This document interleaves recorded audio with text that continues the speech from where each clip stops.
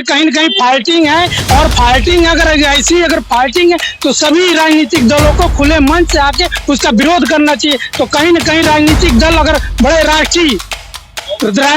अगर नहीं खुले मन से आ रहे हैं तो सिर्फ इसका एक ही उद्देश्य है, कहीं न कहीं उनके मनों में अभी खोट है, जिसकी वजह से ईवीएम मुद्दा नहीं बन पा रहा है। और न बनने के कारण मुख्य है कि आपस में बिखरे हुए चीज दिन उनको लग गया, एकता उन लोग को नजर आ जाएगी तो ईवीएम कोई बड़ी चीज नहीं है। नहीं, ईवीएम मुख्य विपक्षी दल ईवीएम के विरोध में नहीं आ रहे हैं तो उनके मन में घोट है कि डर है?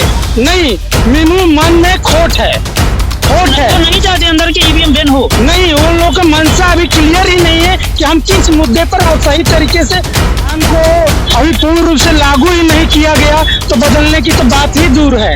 ये सपना है, कल्पना है, हकीकत में कुछ भी नहीं है। ये तो बदलने की बात कर रहे हैं, या ये नौबत क्यों आ रही है? ये देखिए, अगर ऐसी बात आएगी पूर्ण रूप से बिना लागू किए, अधिवक्ताओं द्वारा ही भारत की आजादी की लड़ाई लड़ी गई है और अधिवक्ताओं द्वारा ही भारत का संविधान बनाया गया है। तो आने वाले समय में अगर ऐसी बात आएगी बिना पूर्ण रूप से संविधान लागू किए तो अधिवक्ता सड़क पर उतर जाएंगे, तो एक से कोई भी सरकार टिक नहीं पाएगी। ये एक खुलेआम चैलेंज है। बहुत बहुत स्वागत है। आप देखना शुरू कर चुके हैं आर्टिकल 21। हम हैं आज इलाहाबाद में उच्च न्यायालय के अधिवक्ता वकील हैं हमारे साथ। लोकसभा चुनाव नजदीकी हैं, बात करते हैं अधिवक्ताओं से। सर बहुत बहुत स्वागत है। धन्यवाद आपका। सर, लोकसभा का चुनाव है, इंडिया और एनडीए की जो लड़ाई चल रही है, इंडिया का जो बिखराव चल रहा है। अभी स्वामी प्रसाद मौर्य जी समाजवादी पार्टी से अलग हुए, अलग पार्टी बनाई ली, फिर बोल रहे हैं कि हम समाजवादी पार्टी से हमारा कोई मतभेद नहीं है। क्या कहेंगे आप? इसमें विशेष कुछ कहना नहीं है, कहीं न कहीं उनका कुछ होगा ऐसा जो उन्होंने छोड़ के फिर समर्थन कर रहे हैं, और कोई विशेष बात नहीं है इसमें। एक तरफ जब स्वामी प्रसाद मौर्य जी आरोप लगाते हैं कि हमें उतना सम्मान नहीं दिया गया, तवज्जो नहीं दी गई है, इसीलिए हमने समाजवादी पार्टी छोड़ी, लेकिन जिनके कारण स्वामी प्रसाद मौर्य ने पार्टी छोड़ी वो लोग ही समाजवादी पार्टी को छोड़ के चले गए। नहीं, ऐसा कुछ नहीं। पार्टी उनको सम्मान दी थी, उनको राज्य परिषद से मैंने चुन के भेजी भी थी। ऐसा नहीं है कि सम्मान नहीं दी थी। हाँ, कुछ कारण रहा होगा जो व्यक्तिगत लगा होगा, जिसकी वजह से उन्होंने पार्टी छोड़ के अपनी पार्टी बनाए और फिर बाहर से वो समर्थन देने की बात अभी तो हमें व्यक्तिगत साउंड से सुनाई नहीं दिया, लेकिन न्यूज चैनल द्वारा अगर आ रहा है तो हो सकता है, कहा नहीं जा सकता है। एक तरफ बात आती है कि सामाजिक न्याय मंडल कमीशन और एक समान शिक्षा नीति, दूसरी तरफ वो बोल रहे हैं कि हम हिंदू राष्ट्र लेके आएंगे। देखिए, हिंदू राष्ट्र के लोग बात करते हैं, लेकिन ऐसा कुछ है नहीं। यहाँ सब हिंदू, मुसलमान, सिख, ईसाई सब यहाँ धर्म के लोग रहते हैं और रहेंगे, इसको कोई निकाल नहीं सकता है। इसलिए लोकतंत्रात्मक ये देश है। ये सिर्फ बातें हैं, जुमले हैं, लोगों को गुमराह करने के लिए, गोलबंद करने के लिए, ये सिर्फ एडवर्टाइजमेंट है और कुछ है नहीं। बीजेपी के ही नेता है, उन्होंने बयान दिया है कि 400 पार हमारी सीटें अगर आती हैं तो हम संविधान बदलने में सक्षम होंगे। क्या लग रहा है कि बदल पाएंगे? संविधान को अभी पूर्ण रूप से लागू ही नहीं किया गया, तो बदलने की तो बात ही दूर है। ये सपना है, कल्पना है, हकीकत में कुछ भी नहीं है। नहीं, तो बदलने की बात कर रहे हैं, या ये नौबत क्यों आ रही है? ये देखिए, अगर ऐसी बात आएगी पूर्ण रूप से बिना लागू किए, अधिवक्ताओं द्वारा ही भारत की आजादी की लड़ाई लड़ी गई है और अधिवक्ताओं द्वारा ही भारत का संविधान बनाया गया है। तो आने वाले समय में अगर ऐसी बात आएगी बिना पूर्ण रूप से संविधान लागू किए तो अधिवक्ता सड़क पर उतर जाएंगे, तो एक से कोई भी सरकार टिक नहीं पाएगी। ये एक खुलेआम चैलेंज है। पोस्टर लगा के एक नारा दिया जा रहा है कि अब की बार 400 पार, मोदी की गारंटी। क्या लगता है कि ये जो गारंटी वाली बात आ रही है, ईवीएम पे कॉन्फिडेंस है इतना? देखिए, वो अपने आप को संगठित करके अपना चुनाव मैदान में है, वो अपनी बात को रख रहे हैं कि हम 400 पार करके, उनका व्यक्तिगत उन लोग की अपना कल्पना है, आंकड़ा है। विपक्ष भी अपना कहीं न कहीं अपना मंथन कर रही है, वो भी अपने कल्पना पर आएगी, खड़े आएगी। कैसी कुछ ऐसी मजबूरियां होगी जिसकी वजह से वो खुल के अपना सीट को कवर नहीं दिखा रही, और कोई विशेष बात होता है। ईवीएम का आंदोलन जन आंदोलन बन गया। दिल्ली में भी एक आंदोलन जब हुआ था तो लाखों की भीड़ आई थी। क्या लगता है ईवीएम बैन हो पाएगी? देखिए, ईवीएम से पहले हम चाहेंगे कि हम लोग आपस में संगठित हो, और जब हम संगठित होंगे तो ईवीएम कोई बड़ा दोष नहीं है। ईवीएम कोई बड़ा दोष नहीं, बताना चाह रहा हूँ, हमारी बात को आप लोग समझिए। पहले चुनाव कैसे होता था? पहले चुनाव हाथ उठा के होता था। जब भारत आजाद हुआ था तो हाथ उठा के वोट होता था, और हाथ उठाने वालों में लाइन लगाने वाला कौन होता था? लाइन वो लोग लगाते थे जिनके पास कपड़ा था, लाता था, पहन के लाइन में खड़े होने वाले लोग ही लाइन लगाते थे। लेकिन किन्हीं कारण सब लोग उन्हें कपड़ा पहनने लगे, वो भी लाइन लगाने लगे, तो किन्हीं न किन्हीं उन लोगों को लगा कि अब इससे नहीं होगा, तो उन्होंने बैलेट पेपर ले आया। बैलेट पेपर में भी धांधली होने लगी, लूट खसोट होने लगा, तो के स्पेशल टास्क फोर्स लगाए गए। तो फिर भी उन लोगों को लगा कुछ अराजक तत्व तो हैं समाज में, वो हमेशा से रहे हैं, आजादी से पहले रहे हैं, आजादी के बाद रहे हैं, और हमेशा वो रहेंगे। तो उन लोगों को कहीं न कहीं लगा। एक वीडियो वायरल हुआ था, उसमें उन्होंने कहा है कि पूरे दिन भर ईवीएम चालू रही और 90% चार्ज रही, तो संदिग्ध है कि नहीं?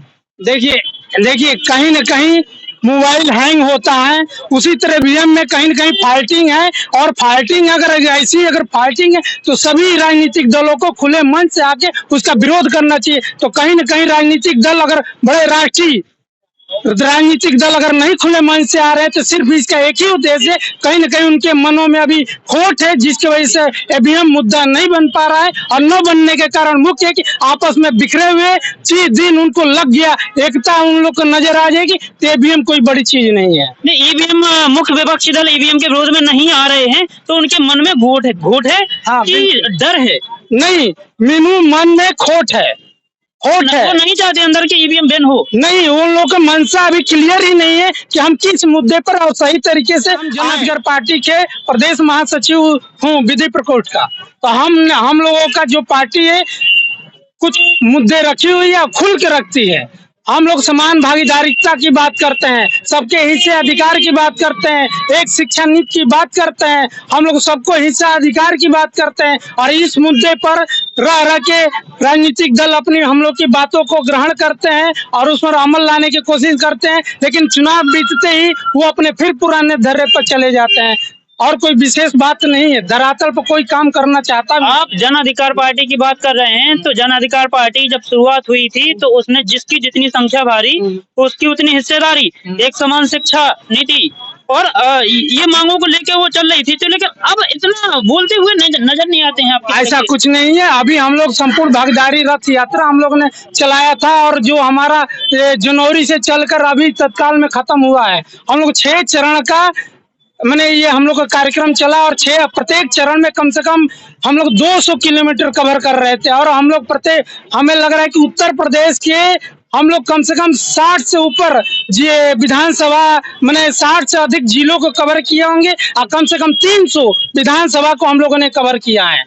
भारत जोड़ो यात्रा में राहुल गांधी जी का जब काफिला कानपुर से गुजरा तो जन अधिकार पार्टी के कार्यकर्ताओं ने उनको समर्थन दिया। क्या लगता है, जन अधिकार पार्टी का भी इंडिया गठबंधन हो? देखिए, वो हम लोग की बात को उन्होंने उठाया, जिसकी वजह से हम लोगों ने समर्थन किया।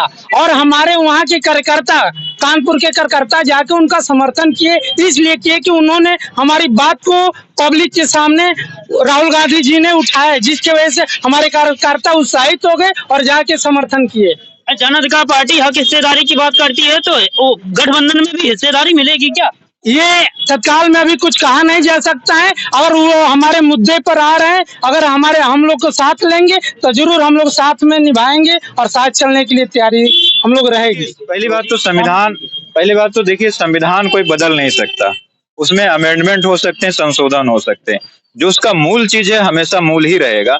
जो लोग ये ख्वाब देखते हैं कि हम संविधान बदल देंगे ना, उनकी बहुत बड़ी भूल है। प्रधानमंत्री के आर्थिक सलाहकार जी बाइट देते हैं, उनका बयान आता है, उस पर कोई प्रतिक्रिया भारतीय जनता पार्टी की तरफ से नहीं आती, क्या समझेंगे? नहीं, क्या बयान दिया उन्होंने, पहले बताइए। उन्होंने स्पष्ट कहा है कि संविधान पे पुनर्विचार होना चाहिए। इसको नहीं, संविधान पे पुनर्विचार अगर कह रहे हैं तो सबसे पहली बात आपको ये पुनर्विचार इस बात पे होना चाहिए, क्या अगर उसमें जैसे आरक्षण की बात कही गई है, क्या वास्तविक रूप से धरातल पे आरक्षण लागू हुआ है कि नहीं।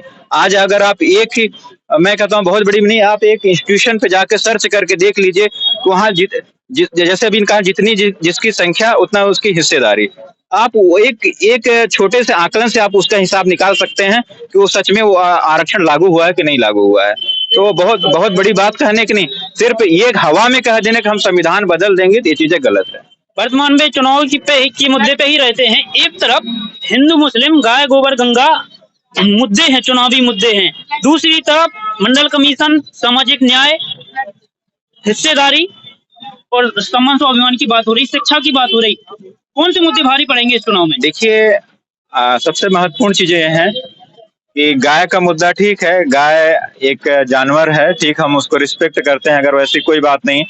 लेकिन सबसे महत्वपूर्ण मुद्दा यह है आपका सब शिक्षा का मुद्दा, रोजगार का मुद्दा, स्वास्थ्य का मुद्दा, नौकरियों की बात हो रही है। तो ये सब सारे महत्वपूर्ण मुद्दे हैं। अगर हम गाय गोबर ये सब चीजों पर बहस करते हैं तो हम ये अतार्किक बातें हैं जिस पर बहुत ज्यादा फोकस करने की जरूरत नहीं। 2014 का चुनाव, 2019 का चुनाव बड़ी दावेदारी के साथ हुआ और जीते भी, तो क्या लगता है 24 में ये चलता रहेगा कि देखिए जैसे मैं एक ही चीज कहूंगा कि जो ईवीएम का हम कहते हैं अगर निष्पक्ष अगर आप इतना ही ज्यादा निष्पक्ष हो तो बैलेट पेपर से चुनाव करा के वास्तविकता देख लीजिए, आप धरातल पर नजर आएंगे। बैलेट पेपर से चुनाव हुआ था, मेयर का चुनाव हुआ था चंडीगढ़ में। हाँ, तो बैलेट पेपर से जो चुनाव हुआ जिसमें स्पष्ट रूप से आपने देखा होगा, वो तो एक कैमरे के रिकॉर्ड में आ गया धांधली करते हुए, जिसमें माननीय डीवाई चंद्रचूड़ साहब ने बड़ी सख्त टिप्पणी की, हम लोकतंत्र की हत्या नहीं होने देंगे, और इसका रिजल्ट भी आप लोगों ने देखा होगा, जितने इनवैलिड किए थे लिहाजा आम आदमी पार्टी को वहां पर विजयी घोषित किया गया। हमारे साथ थे अवनीश मौर्य जी, जिन्होंने अपनी बात बड़ी बेबाकी से रखी है। आप इस वीडियो पे क्या राय रखते हैं, कमेंट बॉक्स में अपनी प्रतिक्रिया जरूर दें। हमारे चैनल को लाइक करें, सब्सक्राइब करें, शेयर करें। धन्यवाद।